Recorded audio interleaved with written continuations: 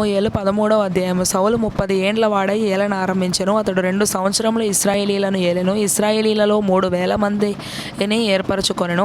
వీరిలో 2,000 మంది మిక్మషులోను బేతేలు కొండలోను సౌలు నొద్ద నుండిరి. 1,000 మంది బెన్యామీనీల గిబియాలో యోనాతాను నొద్ద నుండిరి.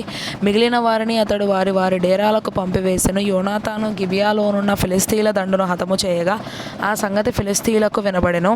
మరియు దేశమంతటా హెబ్రీయులు వినవలెనని సౌలు బాకా ఊదించెను.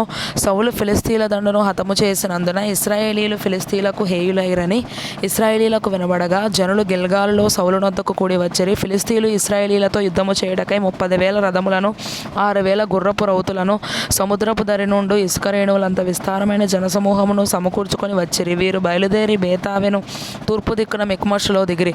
ఇశ్రాయేలీలు దిగులు పడుచు వచ్చి తాము ఇరుకులోనున్నట్టు తెలుసుకొని గుహలలోను పొదలలోను మెట్టలలోను ఉన్నత స్థలములలోను కూపములలోను దాగిరి. కొందరు హెబ్రీయులు యొర్దాను నది దాటి గాదు దేశమునకును గిలాదునకును వెళ్ళిపోయిరి గాని సౌలు ఇంకను గిల్గాలులోనే ఉండెను.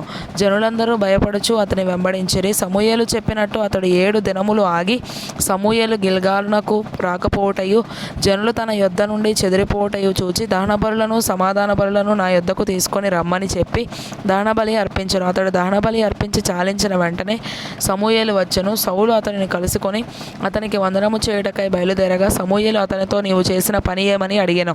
అందుకు సౌలు జనులు నా యొద్ద నుండి చెదిరిపోవటయు నిర్ణయకాలమున నీవు రాకపోవటయు ఫిలిస్తీన్లు మిక్మషులో కూడియుండుటయు నేను చూచి ఇంకను యెహోవాను శాంతిపరచక మునుపే ఫిలిస్తీయులు గిల్గాలునకు వచ్చి నా మీద పడుదురనుకొని నా అంతటా నేను సాహసించి దానబలి అర్పించి తినను. అందుకు సమూయేలు ఇట్లనను, నీ దేవుడైన యెహోవా నీకు ఇచ్చిన ఆజ్ఞను గైకొనక నీవు అవివేకపు పని చేసితివి. నీ రాజ్యమును ఇశ్రాయేలీల మీద సదాకాలము స్థిరపరచుటకు యెహోవా తలచి ఉండెను. అయితే నీ రాజ్యము నిలవదు. యెహోవా తన చిత్తానుసారమైన మనసు గల యొకని కనుగొని ఉన్నాడు. నీకు ఆజ్ఞాపించిన దాని నీవు గైకొనకపోతివి గనుక యెహోవా తన జనుల మీద అతనిని అధిపతినిగా నియమించును. సమూయేలు లేచి గిల్గాలును విడిచి బెన్యామీనీల గిబియాకు వచ్చెను. సౌలు తన యొద్దనున్న జనులను లెక్కపెట్టగా వారు దాదాపు 600 మంది ఉండిరి. సౌలును అతని కుమారుడైన యోనాతానును తమ దగ్గర నున్న వారితో కూడా బెన్యామీనీల గిబియాలో ఉండిరి. ఫిలిస్తీన్లు మిక్మషులో దిగి ఉండిరి.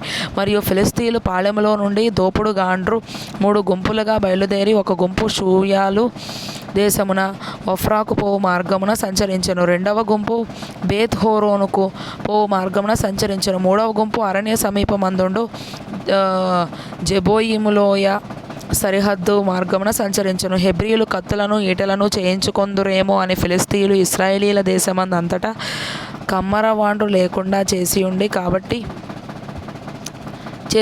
కాబట్టి ఇశ్రాయేలీలందరూ తమ నక్కులను పారలను గొడ్డండ్రను పోటకత్తులను పదును చేయించుటకై ఫిలిస్తీన్ల దగ్గరకు పోవలసి వచ్చెను. అయితే నక్కులకును పారలకును 3 ముండ్లగల కొంకులకును గొడ్డండ్రకును మునుకోల కర్రలు సరిచేయుటకును ఆకురాళ్ళు మాత్రము వారి యొద్ద నుండెను. కాబట్టి యుద్ధ దినమందు సౌలు నొద్దను యోనాతాను నొద్దను ఉన్న జనులలో ఒకని చేతిలోనైనను కత్తియే గాని ఈటయే గాని లేకపోయెను. సౌలునకును అతని కుమారుడైన యోనాతానుకును మాత్రము అవి ఉండెను. ఫిలిస్తీన్ల దండు కావలి వారు కొందరు మిక్మషు కనుమకు వచ్చిరి.